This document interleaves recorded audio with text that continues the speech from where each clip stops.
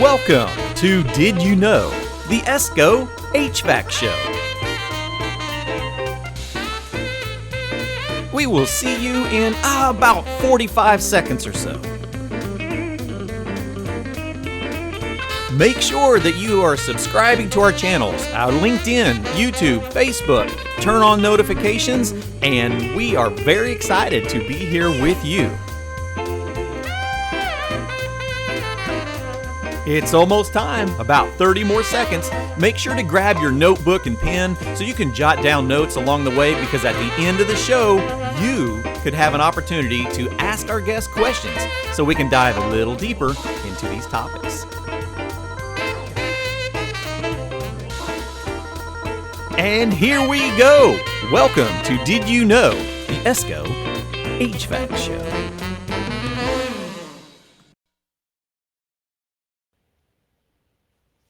Well, thank you all so much for joining Did You Know? The ESCO HVAC Show. I know that there are times where I might sound like the bell ringer of the apocalypse when we start talking about technology and the way things are changing in our industry. But it's for a very important reason. It's because I care about this industry and I care about you. And I am here to help prepare you in your classrooms and as a technician and as a student for things that are happening in our industry, not years down the road, but literally in a couple of months. And as an industry, we're just not very well prepared for the things that are going to happen. So we've talked over the last few weeks a little bit about communicating HVAC systems, particularly those that are using the 5-volt DC platform, and where we can easily troubleshoot diagnostics on our networks. We talked a little bit about changes in fan regulations. We talked some about A2L refrigerants. We have mentioned some of the SEER2 requirements, but we haven't really dove into what exactly that looks like. And that is because a big part of our industry hasn't really been showing exactly what that SEER2 is. Because I'm telling you, after today, you're going to look at SEER2 with a different perspective, and you're going to go, okay, that's not what I was expecting to happen. I know everyone's been saying that it's going to happen, but I didn't really expect it to happen this fast. It's a monumental change, but it's really not major things when we look at industries overall. If we look at what's happening with the HVAC industry, we can very much compare it to what has happened in the automotive industry for a couple of decades. If we look at energy efficiencies of automobiles and the technologies that have changed in them, we have had a very significant increase not only in the efficiency, but on the output of our internal combustion engines. Now, when we look at the HVAC industry, we've made some changes on our internal compression engines. Remember, our compressor is just a vapor pump driven by a motor. It's an internal compression system, but the efficiencies have not been driven anywhere similar to what has happened in into the automotive industry. Now, the automotive industry, they didn't revolutionize their entire industry. They didn't completely rework the internal combustion engine. They did a lot of modifications, particularly in the way that we control our internal combustion system. So we went from carburetors and points ignition and chain timing systems, mechanical components, over to things like fuel injection, electronic ignition, and variable valve timing. So the core of our internal combustion didn't really change. We just changed how we can manipulate the system to become more efficient. And we've been very successful at that. If we look at the HVAC industry, we are going through this revolution, and we hope that you're going to be prepared for that. We will be moving away from things like fixed orifices and contactors and single speed motors and compressors, going to new technology like thermostatic expansion valves, electronic expansion valves with control boards, and variable speed components in our motors and in our compressors. That is the reality of the world that we're going to be facing, particularly June 1st of next year. So as students and technicians and educational facilities and institutions, we need to make sure that we are prepared for this, because you are going to become a new type of technician in the next few years. If we look at automotive technicians, an automotive technician relies on the internal components of those new systems to be able to do diagnostics and commission and be able to tune and tweak things, right? Same thing with us. We're going to be utilizing more technology that is already built into a lot of the equipment to be able to do self-diagnostics and be able to look at troubleshooting and things that we have been utilizing in the commercial and industrial environment for a long time, but not really in the residential. It's going to happen now. And it's going to have a fund driven behind it that's going to encourage the country to start upgrading into new technologies.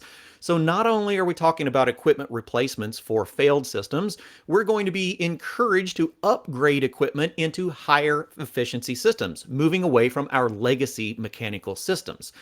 Now, you will hear a lot of things about the Inflation Reduction Act.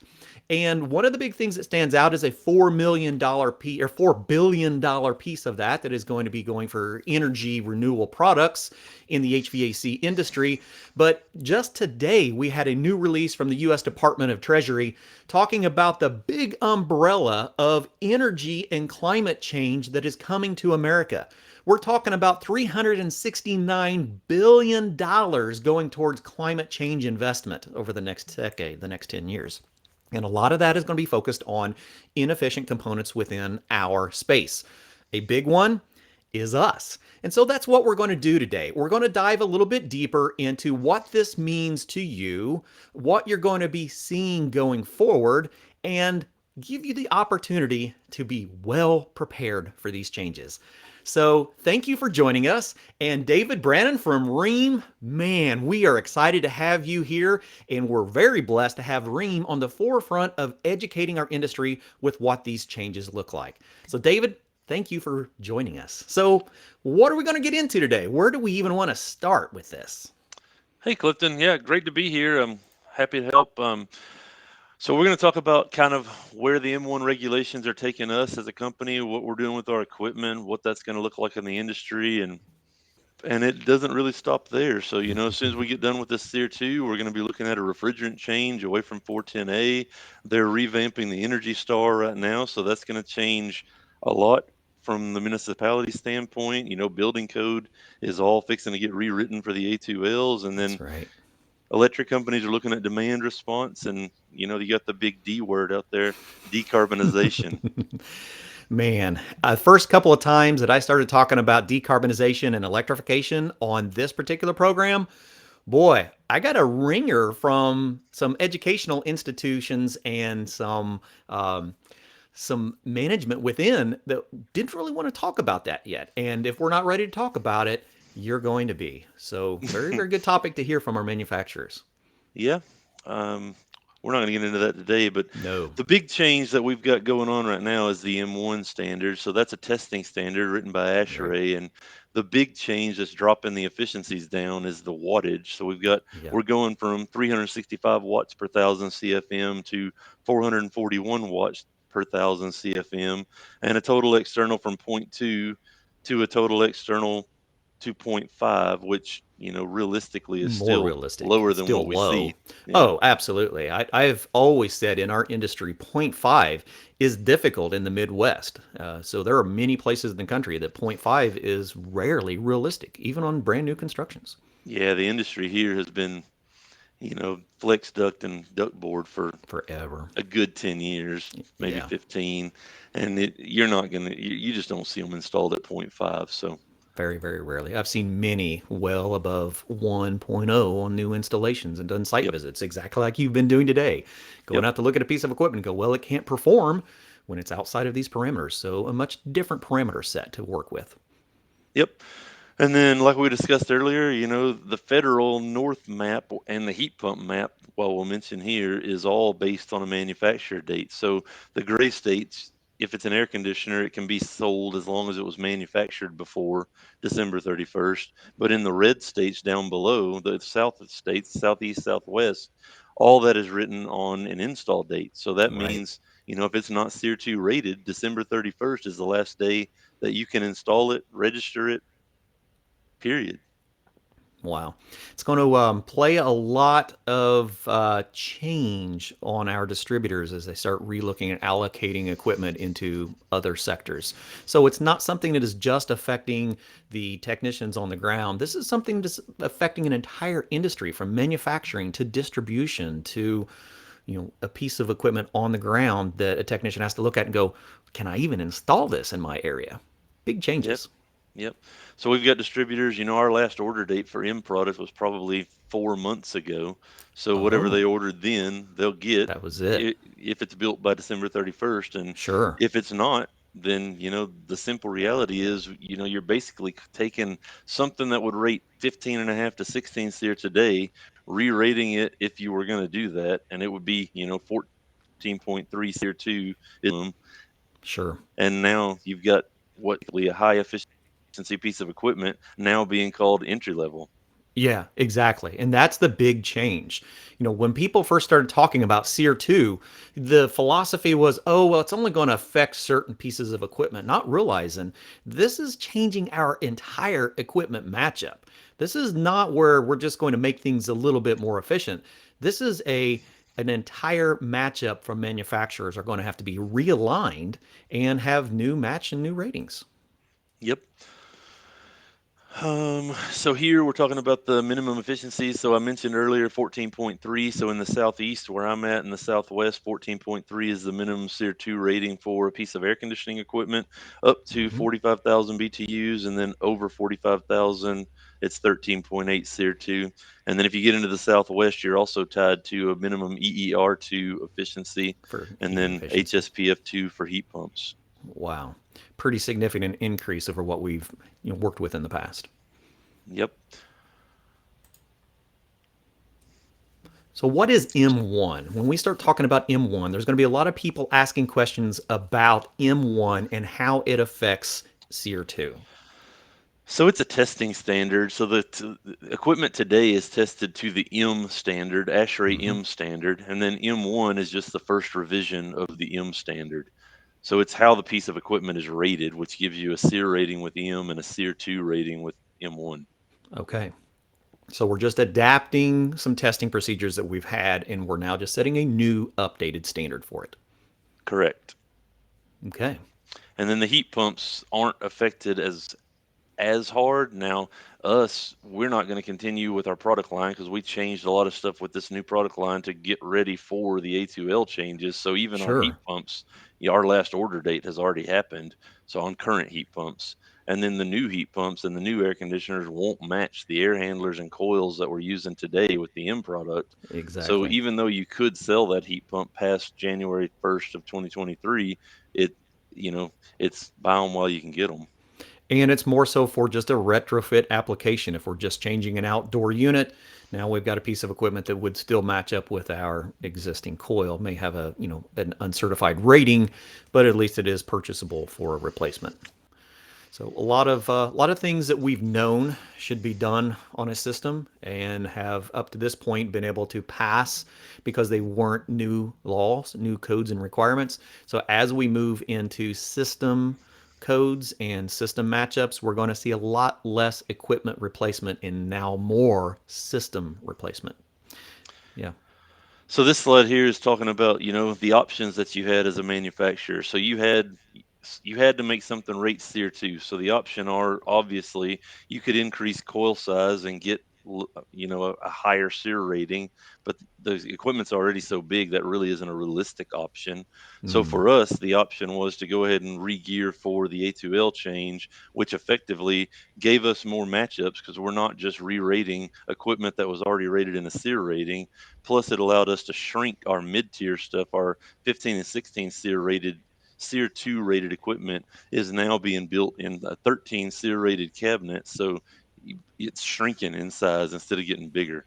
Okay. All right. So that brings up some good questions about sizing because that's always a fear when we start talking about new changes. Are we getting larger? Are we getting smaller? Are we going to horizontal discharge versus vertical discharge? So a lot of factors go into that. That really just kind of depends on the efficiency of the equipment once it gets to that matching, that qualification done through engineering. So Yep. very, very cool to see that. So the big key here is how Hmm. we shrunk the condensers is we went to a different size tubing. So instead of going to micro channel like you see some of the other manufacturers going Right. to right now, we go to a 7 millimeter diameter steel, copper, and aluminum tube and fin coil, but 7 millimeter tube versus 3/8 tube on the outdoor. On the indoor, are we still, Staying what are with we doing three there? eighths, all aluminum, aluminum fin, aluminum tube on the indoor, still Okay. 3/8, So but good. it'll be, different matchups than we're using today. Gotcha. Okay. Because that's one of the things that I've seen a little bit of is going from 3/8 to 7 millimeter on indoor, but it typically does depend on whether we're using copper or aluminum because we're really looking for high capacity. We start looking at a large outdoor unit, we still got to get our capacity, our heat transfer through the indoor coil. So Yep. good to know. Those are still staying 3/8. And then you're going to see a lot more, variable speed equipment. So two stage or inverter driven. Here it's showing you that some of our SKUs, about 30% of them are going away from scrolls and towards a twin rotary design, Hmm. which gives us higher efficiencies and more capability to vary the speed of the compressor. Okay. Yeah. So we're getting a little variety of capacities off from going into that twin chamber rotary. Yep. Okay. And then more communication. So this pushes communicating systems down into the 15, 16 SEER2 level for us. And Wow. then obviously the 18 SEER2 stuff is full communicating. Sure. Yeah, that's a big change because typically, in the past when we would see communicating, we're talking about 17 to 18 SEER and above only, not typically in our mid SEER equipment. So, we've seen that that was going to happen and to be able to know that now it's going into that mid tier. That was one of the reasons that we were talking with EWC a few weeks ago. So, if anyone is not very comfortable with communicating systems, definitely go back and spend a little time with John Brown on our communicating zone control systems built by EWC that works on a 5-volt DC platform because it really gives you a better understanding of that network because we're going to see a lot more communicating stuff this next year. Yep. So I mean, realistically, you're going to see more manufacturers do this because you just can't hit the efficiency metrics that we're being asked to hit without having full control of your system. Exactly.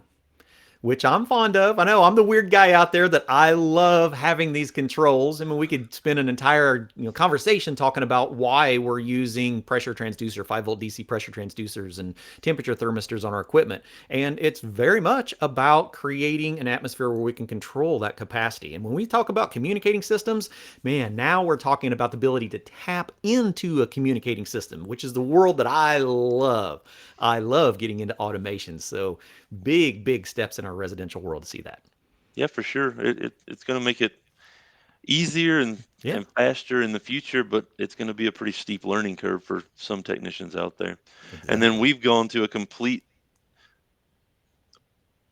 independent design board. So all of our boards are ream designed and we're having board manufacturers make them, which is going to allow us to expand this technology into Sure. other products. So if you look at our lineup, we'll even have a couple of residential package units that are communicating.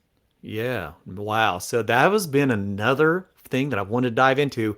I will have to pick your brain on that one because a lot of people have been talking about SEER2 and how it's affecting residential. And, a lot of the thoughts have been, well, it's not really going to affect the light commercial side very much, but I knew that it would.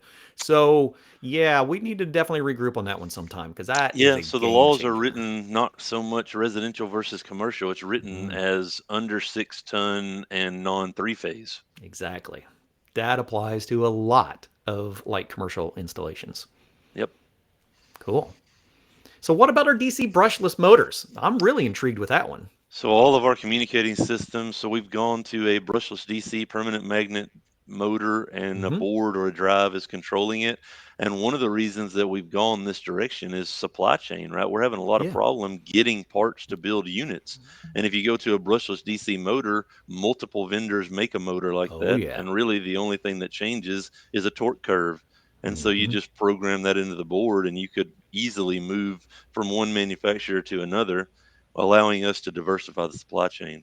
What a great move. Brushless DC is just the way to go. So, yeah, kudos for that. You also get rid of the end bell on there, which is typically That's your right. problem with an outdoor ECM. Now, and we get better airflow. We're talking about blower style. Now we have less space that our air has to travel through for the blower compartment. I mean, yeah, Yep. I love our brushless DCs. Nice. Lots and lots of new things coming in just a couple of months. All right. So we're getting to the equipment line up here. So, Mm-hmm. that RA13NZ down there at the bottom, that's a northern unit. That N stands Only. for north. Right. Can't sell it in the south. Mm-hmm. So really the entry level piece of equipment that we'll be looking at in my territory is the RA14AZ. Yeah. And interestingly enough, that will be our only single stage offering in the whole platform. So this is what we need to have these conversations for. A lot of people don't understand that. When I put out my first post that that contactors were going away and that single stage compressors were no longer going to be something of interest, a lot of people really shrugged that off as we're going to find a way to do that. But in reality, we really have to get into multi-stage and variable capacity to be able to meet these requirements. Yep. Yeah, you're not going to do it with contactors. So that RA14AZ, it's a PSC outdoor motor up to 4 tons, an ECM outdoor motor on the 5 tons, so it will be running on a contactor. But to say that you could sell it completely and stay out of the other technology that we're using is probably an unrealistic goal, because we Right. have an air handler and a furnace that are both communicating that could control that outdoor unit. Sure. So even in some matchups, it wouldn't be straight non-communicating, even though for the most part it is. So it's really a builder grade style unit. Yep, completely builder grade. Yep. Yeah. But even still, if you were to compare it to something today, you're talking about a single stage 16, which makes it a little less forgiving on an install perspective than, what you're calling a 14 SEER today. That's exactly right. Wow. And then you go into the 15 and 16 SEER mid-tier inverter systems, and those are our mid-tier offerings, and they are inverter-driven twin rotary compressors with a inverter drive-driven BLDC fan motor. And so this is the sweet spot. When we start talking about HVAC salespeople, your 15 to 17 SEER has always been the sweet spot in the industry, and it's going to continue. So now what we're looking at is we're not talking about two-stage 15 to 17 SEER equipment. We're talking about Nope. inverter 15 to Yep, 16, full 17 SEER inverter equipment. driven equipment. Now these two will run on a legacy thermostat, like you see over to the side. It'll run on a Okay. two-stage legacy thermostat. But when you do it that way, the outdoor unit is still communicating. So you still got Right. E1, E2, R, and C going to the outdoor, and you lose functionality using a translator on a mini split to its three-stage system. Is going to give you less system part load Yeah, condition. absolutely. So there again, a lot more communications going into our future systems. And then the 18 SEER2 stuff, so that's full-blown modulating variable speed inverter-driven scrolls, BLDC outdoor, communicating only. Mm-hmm. Wow. Very, very interesting. So the only pieces of equipment that can function non-communicating are going to be our mid-level, mid-grade equipment and down into basically our construction package. So Yep. what do you estimate? Do you have any ideas? Have we thought about an estimate of what the total percentage of equipment for 2023 is going to be in the high, mid, or base range? Or is it just we have to wait to see what the actual demand is going to be? I haven't looked into it, but I mean, I would guess if you're going to talk about what's communicating versus non-communicating, I mean, it's going to be 60 to 70%, because it's just unrealistic to think people are going to stay with that one non-communicating unit. That's not what's going to happen. That's exactly right. And it's just nice to hear that. I didn't want to insinuate that, but that is my personal feeling that a very high percentage, I would estimate above 60% of the equipment that will be installed in 2023 is going to be communicating equipment. It's not a small margin like right now. We're somewhere in that 8% range. By next year, it's going to be an incredibly high number. I agree. Wow. Okay. Big, big, big changes. So if we move to our heat pump lineup, Mm-hmm. this always gets grumbles when I'm teaching this class live, but our base tier heat pump, the RP14 and RP15 AZs, those are our base tier heat pumps. They are Right. two-stage scrolls. There isn't a single stage heat pump in our lineup. So in your heat pumps, are they all control board driven and no contactors? No, these have a contactor and a defrost board in them. Okay, So they excellent. have a defrost board and a contactor. And then, those non-communicating base model units are a two-stage unit. Yeah, The asterisk out there, we have one builder grade unit that is going to be offered at an 18,000 BTU, and it's geared for multifamily, right, multifamily apartment only. complexes. Yeah. but It's that's good not to going to see be that there's an option. mainstream. Yeah. No, no, And it's only in the 18,000 BTU, which is what you usually see in those buildings. So, exactly. and then you move to the 16 SEER2 heat pump, and that's that inverter driven twin rotary that we saw in the 15 and 16 air conditioner with the BLDC outdoor. Also could be run on a legacy control, but should be run on the communicating EcoNet. And then you So, jump to the 18 SEER2, and that's fully communicating only. so Go tell me ahead. a little bit more about this twin rotary. So, is it inverter? Is it how's that staged? So this one particularly will run from 45 to 70% on an inverter, and it's a single stage induction motor. It's not a three-phase motor like you see in the inverter-driven scroll. And Okay, then once it needs more than 70% capacity, it switches off of the drive onto a contactor, runs with a run capacitor, and it slams in runs at 100%. 100% till it finishes the call. Man, there's a big change, and that's going to be in a mid-grade piece of equipment. Yep. That's something that we've not even seen in high-end equipment that I'm aware of. I So, don't think so either. Parallel circuits, run capacitors and contactors yeah, in a cabinet with a drive. It's going to be wow. interesting. Okay, I'm telling you, people think I'm nuts, but this is the reason that I do this. It's the reason I ring the bell going, I love you guys. We got to educate because we are not ready for this as an industry. And that's why we're here. We want to do that. We want to make sure that you're prepared because these are huge changes. These are not little things. So, typically this time of year, I'm running around teaching classes, whether they're inverter or whatever. I'm getting 15, 20 people in a class if I go to a city and teach. Yeah. I taught a class in Tyler, Texas, which is a small Yep. Texas town, right? Yep. Just Tuesday, and had 90 people in a live class in person because they're figuring out what's fixing to happen. Yeah, exactly. And, we're hoping to be that path. We're hoping to be able to bring our manufacturers like Ream straight to the audience, straight to our educators, our educational facilities, our leaders within the industry, our technicians and our students, so that we all have a better understanding of this stuff. Not once we open that first box and go, what is this? Beforehand. Yep, and then it's pretty common practice today. Somebody will go out and buy a 15 SEER heat pump or a 15 SEER air conditioner and try to put it on an old coil. Yeah. And I keep telling these guys, you got to keep in mind that these mid-tier inverter-driven equipment that we're putting out won't run on a piece of equipment that doesn't have E1 and E2, which means it's got to be a match system or it's not even going to turn on. We just had a comment come in from Bruce. It says residential techs are going to be caught like deer in the headlights. Bruce, Yep. that's why we're here, buddy. And we thank you for joining us. And anyone that wants to join in this conversation in our chat box, please do, because these are the topics that we need to discuss. There's a lot of people out there going, are they serious? Are they real? Well, we're 100% real. We're here with David Brannon, a technical educator from Ream, the manufacturer of the equipment. It doesn't get any more real than that, my friends. Now, So the big reveal here. So yeah, how do you make equipment that has broader ranges of airflow without getting a board that doesn't have 15 rows of dip switches on it, right? yeah. So the way that you do it is you just take the dip switches off the boards and you go to Bluetooth and an app. So this video introduces that app.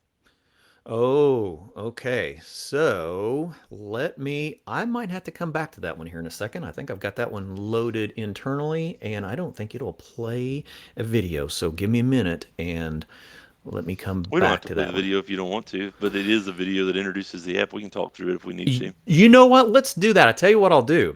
I will put a link to this. So in our post, so once we get done, I'll download, I'll edit this, get it back up into YouTube for us, and I will put that link in there so that you come back and check that out. And then on LinkedIn as well, and probably on Yep, Facebook, I will add that on to the reminder for this class so that you have links for it.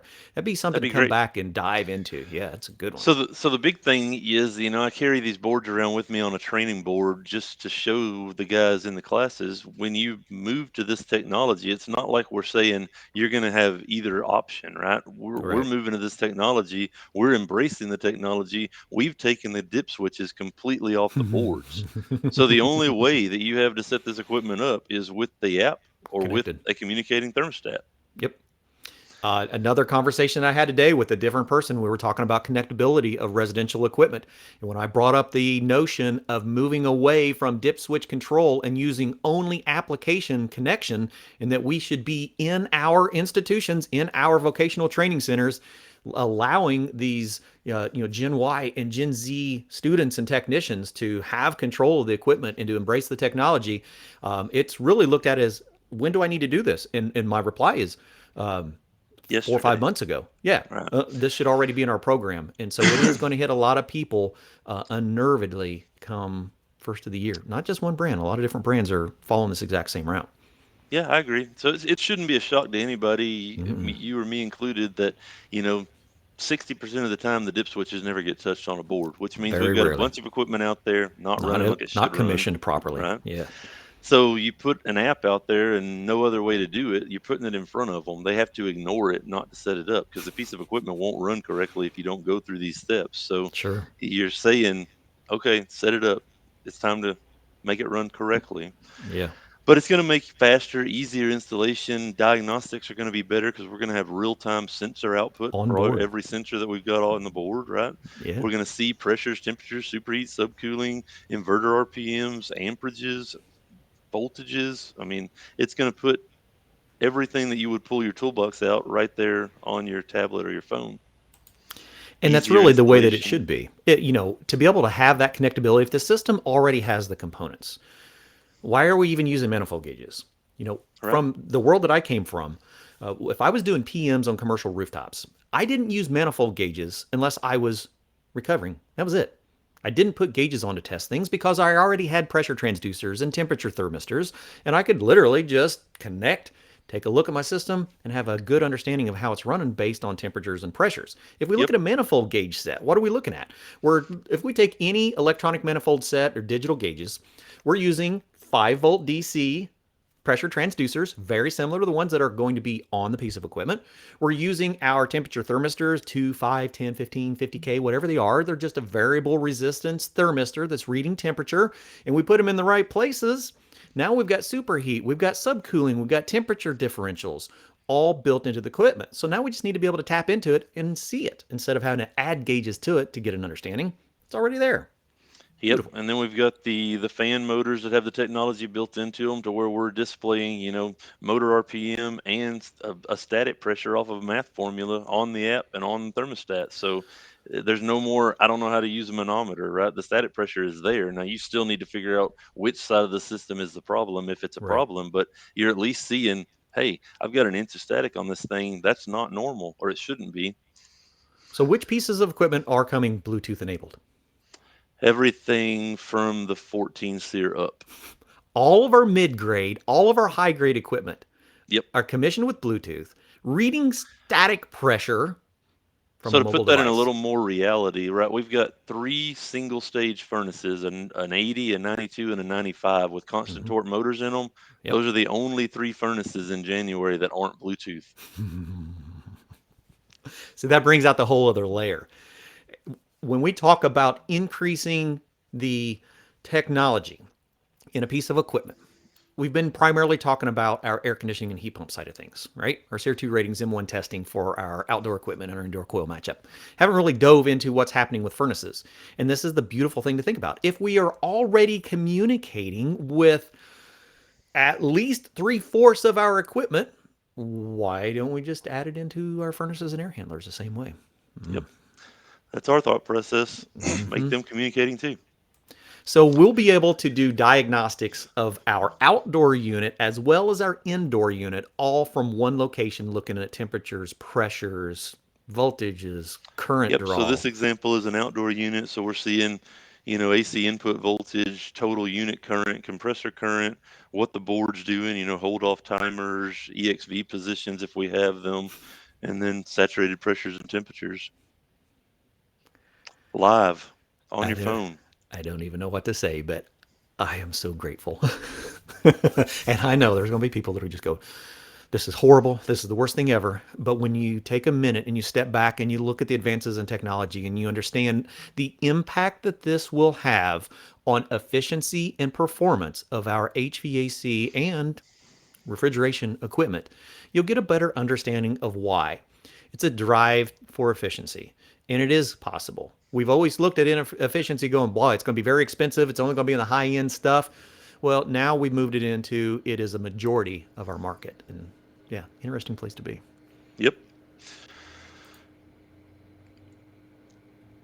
So we're going to be able to pull fault codes off, obviously, and we're going to have logins and things that are password protected because we don't just Sure. release all this information to the general public. So to pull the fault code, descriptions off of MyReam, you would have to have a login. But you go to the piece of equipment, you pick the serial number, you run diagnostics, that gives you the fault codes. Wow. Also in real time, you can clear them and look at the history all from the app. And so is it doing any kind of time date stamping on any of the history? Yeah, so all the fault codes would show a time and date stamp when you looked at the history on when it threw it, what day, what time. So we get into, part load troubleshooting, time of day troubleshooting. Sure. Oh, by the way, what time do you get home every day? Because I see a spike in pressure at about 4:30 p.m. every day. How long is that garage door open when you get home? Yeah. Or the kids get home at 3:30 and leave the door open, completely open. Yeah. Exactly. So onboard diagnostics are something that have been growing in our equipment for a few years. It hasn't been the predominant factor in our equipment, and I'm not really sure. I think if we step back and we look at it, it's probably because it hasn't been well educated on by our technicians, because it's been around for a little while and not utilized because people didn't understand exactly what it's doing. Now we can put it into perspective. We can say this technology is going to be able to make you a better technician. It's not here to slow you down. No, it's here to make it faster. In the contracting world, time is money, and this is going to make it faster. Absolutely.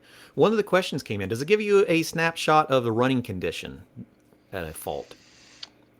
It probably doesn't do that. It probably just throws the actual fault. It would if you were making a spreadsheet out of all the data, but you'd Pull have to the be on data points. site. Yeah. Exactly. Really, really, really cool stuff. It does bring up one thing though. Is there a way to track any type of data off from a piece of equipment? Because we see that a lot in our commercial industrial, but you would have to be tied onto a system, connected in some way. So in this initial rollout, there's not going to be, data logging built in, but we're testing onboard prognostics. So not just diagnostics, but prognostics. So forecasting a problem. And once that stuff starts rolling out, it will be data logging. Music to my ears. All right. So this, the technology we're talking about with BLDC motors and boards that are manufactured by us. So if we had a supply chain problem, we could have that built by somebody else, or, getting rid of data cards, which lives primarily on our current communicating equipment, and not having to do that, and using Bluetooth apps to program that data into the board. So the boards only come partially programmed, which means that board would fit, 7 or 8 units, and you program it the rest of the way when you get to the piece of equipment. So it's not just setup that you have to have or diagnostics. You have to have this app to service the equipment as well. So control board changes, compressor changes, motor changes all have a commissioning portion that are Bluetooth to the board to change the component. Now, does it collect or stamp any of that or give you the opportunity to put notes along the way? Because this could be a phenomenal tool for a service company. It probably will eventually. Right now, with these, if let's say we change a board, or you change, let's take a fan motor, for example. We take a fan motor and it's not the same manufacturer fan motor that was in the unit when it was built. So the motor would come with a tag, and you put the tag with a QR code on the inside of the electrical panel. So the next technician that comes along knows now it's using this motor. Gotcha. Okay. Yep, that absolutely Compressors, makes sense. it's going to log serial numbers. So you scan the compressor, scan the unit. It marries the unit compressor serial numbers together, and now you're tracking warranty. So you know when that compressor was changed and all that kind of stuff. So That's it is doing exactly it. where I was going, but for the warranty Yep. aspect. Yep, it is. So we're just simply scanning our QR codes that we've had on parts. A lot of people don't realize this. We've been using QR codes on parts for at least a decade now. We Many use them in the people look, factory all the time, right? It yeah, tells us what motor and compressor went in what unit. absolutely. Next time you go get a part from the part supply, if you're talking about an OEM part, next time you get that, take a look at the part itself, look at the label, and you'll see exactly what we're talking about. So it's not like we're implementing a new procedure. We're just taking advantage of something that's already been implemented from the manufacturing process. Yep. Great, great, great opportunity. Wow. But, Lot. somebody who's not been educated in this, that is going to make it where you go to the supply house, you buy a board for that new heat pump, you Yeah, don't program the board, the unit won't turn on. exactly. Board's partially programmed, not fully programmed. Just a base code. The beauty of that, this is a really, really, really good topic to just brush on. The beauty of doing a control board that is not specifically programmed from the manufacturer is it allows us to be able to manufacture a board that can be used on multiple capacities of Right. systems. So we can have one board for one entire model or generation of equipment, and all we really have to do is tell it what it's being connected to. So that has been a progression of boards over time. There was a period of time when we first started looking at that where we had pre-programmed chips or Yep, mods that we data could plug cards or onto it. daughter Data, boards. Yep. yeah, something that would be able to give that board some control. Now we're simply talking about all I need is cellular service, and off we Not go. even cellular service, just Bluetooth, because all of these program files live in the app. So if you Okay, download the app, you don't have to have cell service no or cell service Wi-Fi. required. Completely Yep. makes sense. So all of the data lives within the mobile app. Yep. Man, oh man. Beautiful, beautiful, beautiful stuff. Um, I have a ton of questions, but I want to leave that alone because we've got people in the audience that may have some things that they want to check in. So I'm going to leave it open. We've had some great comments out there. Um, and it really is an opportunity for us to learn more from the people of the industry that have the firsthand knowledge. That was the reason that we started this entire show, is we knew that things were going to change in our industry. We know that there's going to be a lot of information and probably a lot of misinformation along the way. So why not organize the best people in the industry to talk about things from their perspective with firsthand knowledge? So you're coming straight from the source on these changes. So grateful that you're all here. If anyone has any questions, now's just a time to hop in over on the chat box and the message and give us a shout out. Anything else, David, that you'd like to cover? I'm sure there's a lot of heads out there just going, I don't even know what to do with this. Uh, One of the questions: does this equipment only accept OEM replacement parts?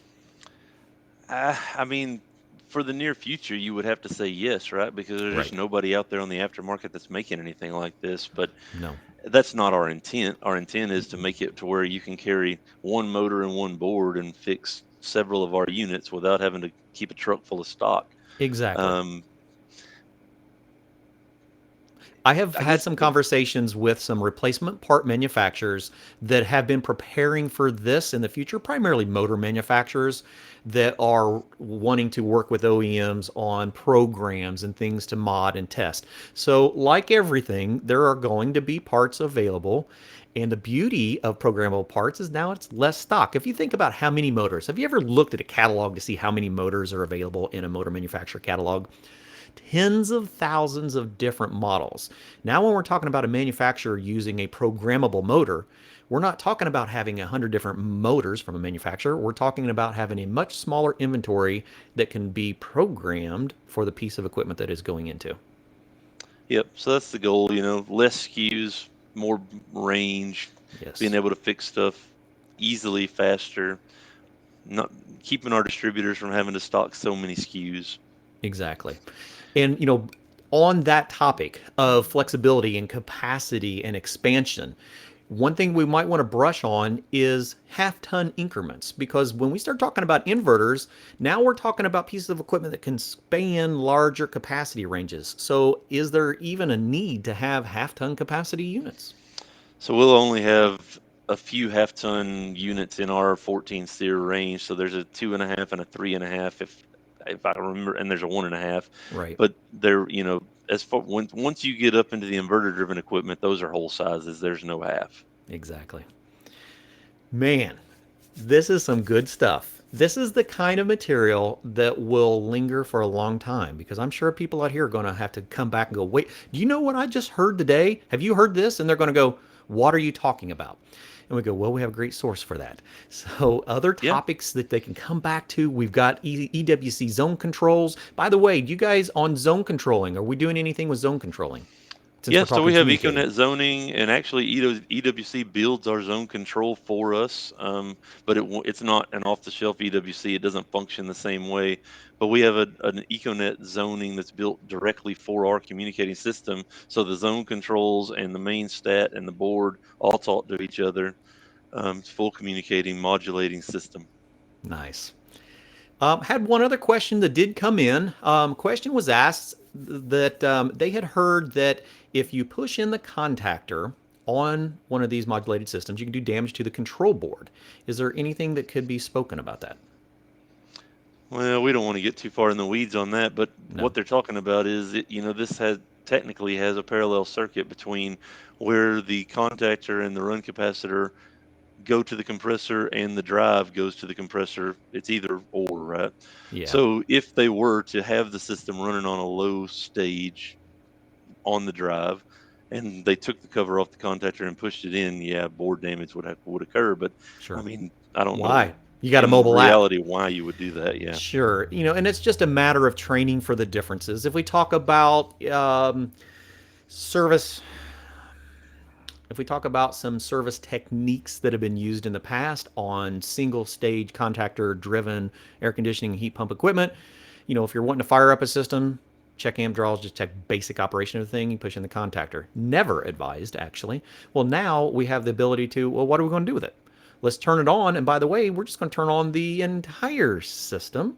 Since I'm out here outside, I'll just fire up everything out here. So you can actually put these systems in charge mode, which locks the indoor fan and outdoor fan to a speed and the compressor to a speed with the app from outside without going in the house, right? One button, Yeah.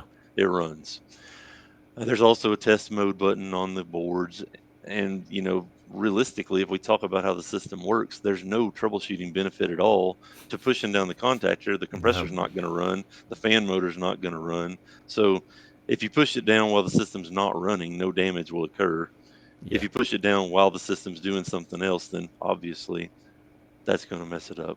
Yeah. Okay. Well, you got my brain going. This is why we do this. Right? This is the reason that we spend time doing education on new technologies. It's not to scare people about the industry and where we're going. It's to prepare ourselves for these things that are coming. One other thing that I did want to ask about, is there anything in the realm of ductless and single and multi-head equipment in the future? Oh, yeah. So we've got ductless on the market now, and we've got what I guess people are billing as universal heat pumps coming out in probably mid-July. So we'll have a side discharge that goes on an air handler, rated capacity with match systems, but it could be ran with a different indoor coil if it Sure. needed to. So suction pressure control. Yep. The key thing there is, you don't have rated capacity unless it's a match system Exactly. with So it's any a of them, not just ours. potential for an equipment replacement, but really designed for a system replacement.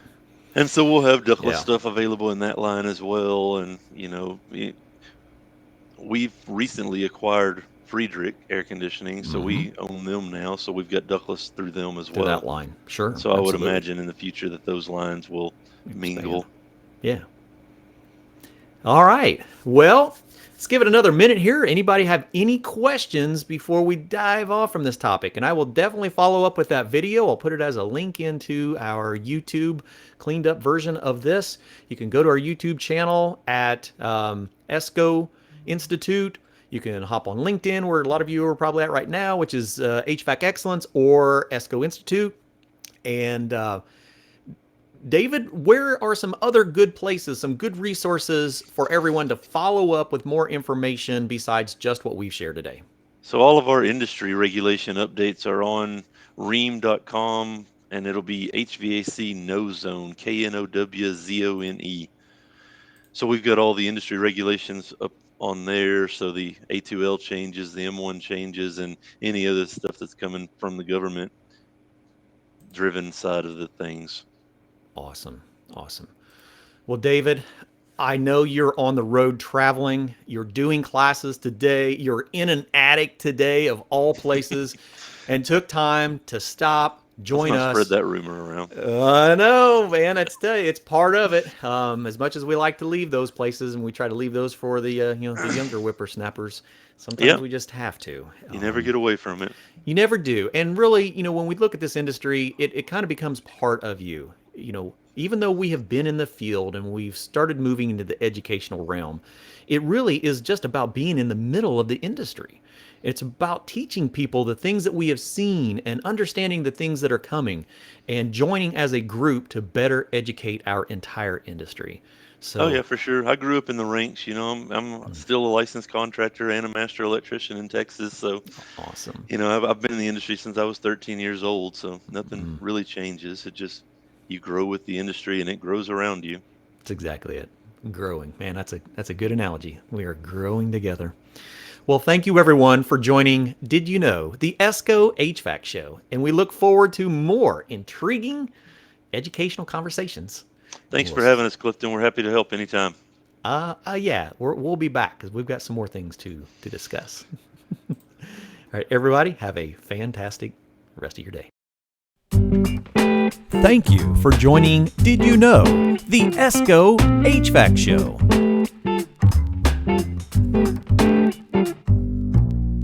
You want to see some of these great presenters in person? Well, then we'll see you at the National HVACR Educators Conference, where many of these guests will be presenting live classrooms, and you'll have a chance to interact with them. Would you like to watch this show again? Hey, no problem. Just head on over to YouTube to ESCO Institute. Do you have a topic that needs clarified about some kind of a change in the industry? Well, then let me know. See Beck at escogroup.org and we'll see what we can come up with.